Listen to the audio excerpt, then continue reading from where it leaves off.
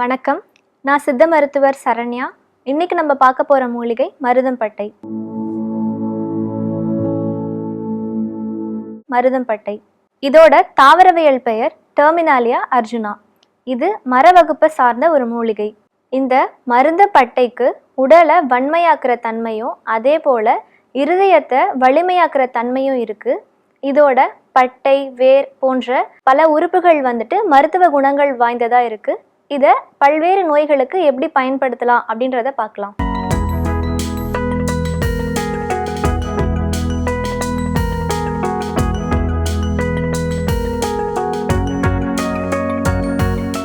எனக்கு அடிக்கடி சிறுநீர் கழிஞ்சிட்டே இருக்கு, எனக்கு ரொம்ப அது டிஸ்டர்பன்ஸாக இருக்குது அப்படின்னு ஃபீல் பண்ணுறவங்க இந்த மருதப்பட்டையை எடுத்து கஷாயமாக வச்சு தினமும் குடிச்சிட்டு வந்தீங்க அப்படின்னா அந்த சிறுநீர் அடிக்கடி கழியறதுலேருந்து கொஞ்சம் கொஞ்சமாக விடுபடலாம்.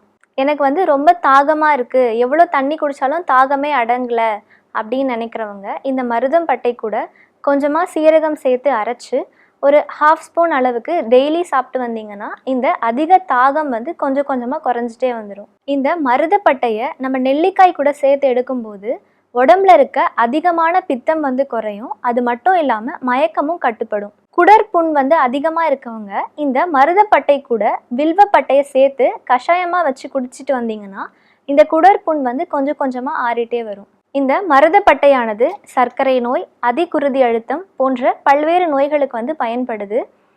அது மட்டும் இல்லாமல் கார்டியோ ப்ரொடெக்டிவ் ஆக்ஷன் இதுக்கு இருக்கிறதுனால இருதயத்தை வன்மைப்படுத்தக்கூடிய பல மருந்துகளில் இது சேருது. மேலும் இந்த மருதப்பட்டையில் டானின்ஸ், ஃப்ளாவனாய்ட்ஸ் போன்ற வேதிப்பொருட்கள் இருக்கிறதுனால இதை மெனரோஜியா அப்படின்னு சொல்லப்படுற பெரும்பாட்டு நோய்க்கும் நம்ம தரலாம். மேலும் இந்த மருதப்பட்டையானது நாட்டு மருந்து கடைகளில் பொடி வடிவிலும் மாத்திரை வடிவிலும் கிடைக்குது. அதை வாங்கி நம்ம பயன்படுத்திக்கலாம். அப்படி பயன்படுத்தும் போது தகுந்த சித்த மருத்துவரோட ஆலோசனை பெற்று பயன்படுத்தி வந்தீங்கன்னா அது ரொம்பவே நன்மை தரும்.